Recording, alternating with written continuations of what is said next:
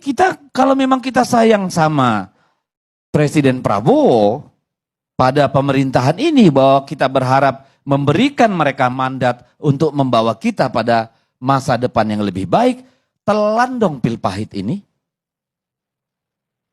Kunyahlah itu, digest itu, cerna, lalu perbaiki. Karena dari 13 tuntutan yang disampaikan oleh anak-anak mahasiswa ini, semuanya daging, Bang. Daging semua ini barang.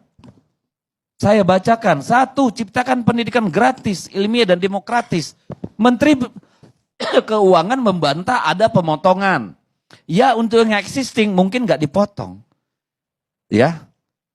Tapi berapa yang nambah untuk 2025? KIP kuliah dan PIP. Nggak dikasih tahu. Kan nggak dikasih tahu. 2024 aja udah dipotong, Bang. Penerima manfaat itu.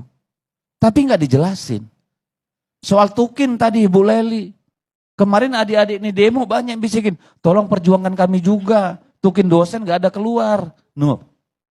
Tapi kita bilang tidak ada pemotongan di sektor pendidikan. Ya, dibilang tidak ada pemotongan sektor pendidikan. Data kita dari Banggar ada dong. Tapi 5 tahun dipotong. yang lalu, Pak Prabowo baru 100 hari. Bukan, kan saya mau bilang yang dibantai Ibu Sri Mulyani juga bilang gitu. Tidak ada pemotong anggaran. Ada. Jadi kan komunikasi kita ini kan tadi problem juga gitu loh. Ya, lalu apalagi nih banyak persoalan. Cabut proyek strategis nasional bermasalah. Itu daging, Bang. Dalam banyak kasus, Rempang, ya, PIK, di tempat saya KIPI sana, di banyak tempat lain, meminggirkan rakyat, Bang. Memiskinkan rakyat. Salah nggak sih mereka minta PSN itu dievaluasi? Menurut saya harus. Dan Pak Presiden sudah bilang saya akan evaluasi. Cuma yang terjadi kan kemarin dalam kasus pagar laut. Begitu dicabut angkatan laut, hilang cerita itu.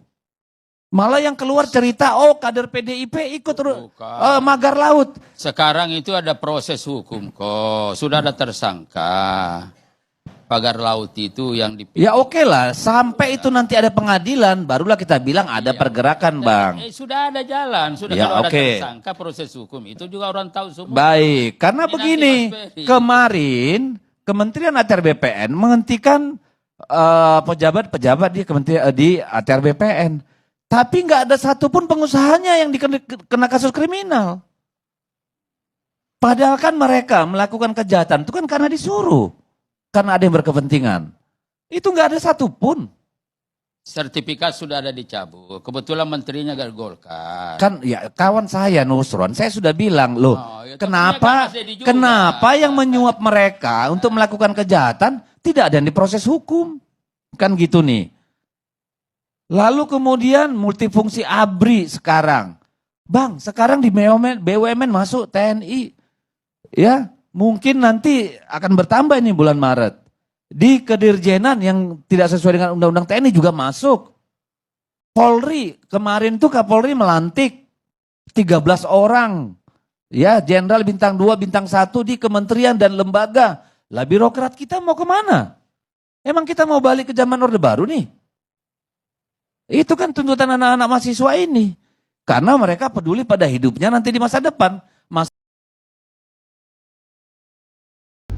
Oke, kita bahas kembali soal pidato Prabowo Subianto pada ulang tahun Partai Gerindra kemarin, menyampaikan pernyataan-pernyataan yang blunder, pernyataan-pernyataan yang mengundang banyak sekali persoalan, ya. Mengapa begitu? Karena ketika dia berkata bahwa Joko Widodo adalah orang yang paling berjasa untuk dirinya untuk menjadi Presiden Republik Indonesia, dalam kalimat itu tersirat bahwa berarti dalam pemilu 2024 kemarin, pemilu Pilpres, Joko Widodo presiden yang masih aktif membantu Prabowo Subianto untuk dimenangkan menjadi presiden. Prabowo calon presiden yang didukung oleh Joko Widodo.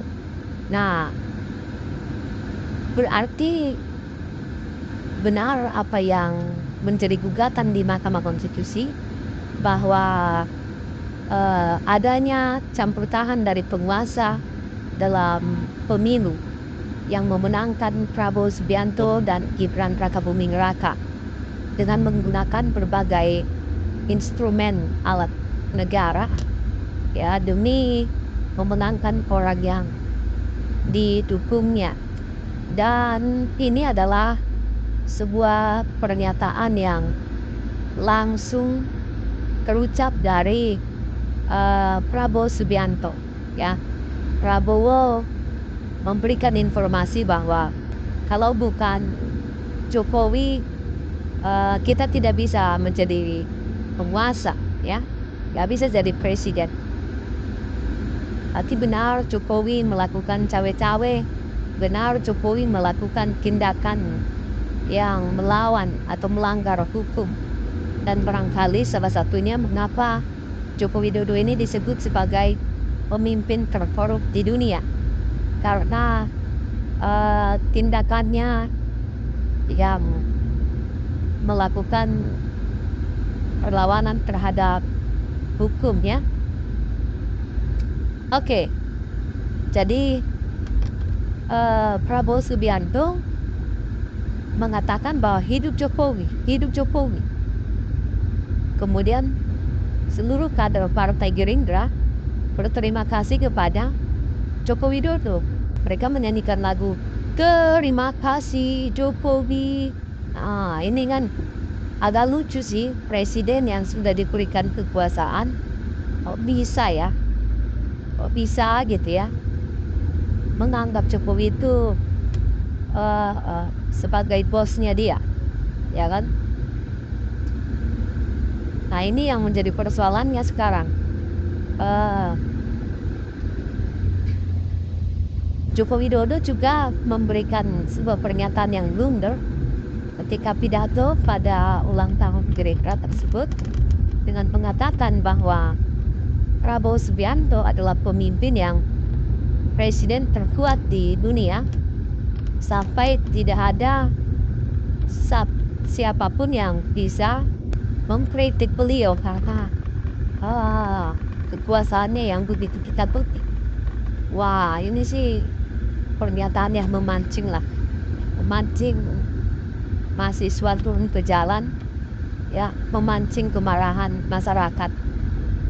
Dan itu faktanya sekarang mahasiswa sedang demonstrasi besar-besaran di berbagai tempat ya, tidak lain dan tidak bukan memprotes kebijakan-kebijakan yang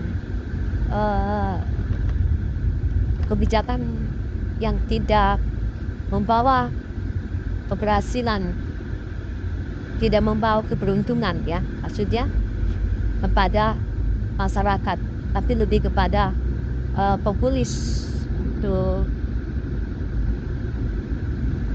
kepentingan politik dan kepentingan kekuasaan. Itu yang terjadi ya. Jadi makanya banyak sekali demo-demo di berbagai tempat karena menolak kebijakan yang tidak berpihak kepada masyarakat. Dan mudah-mudahan mahasiswa yang sedang berjuang bisa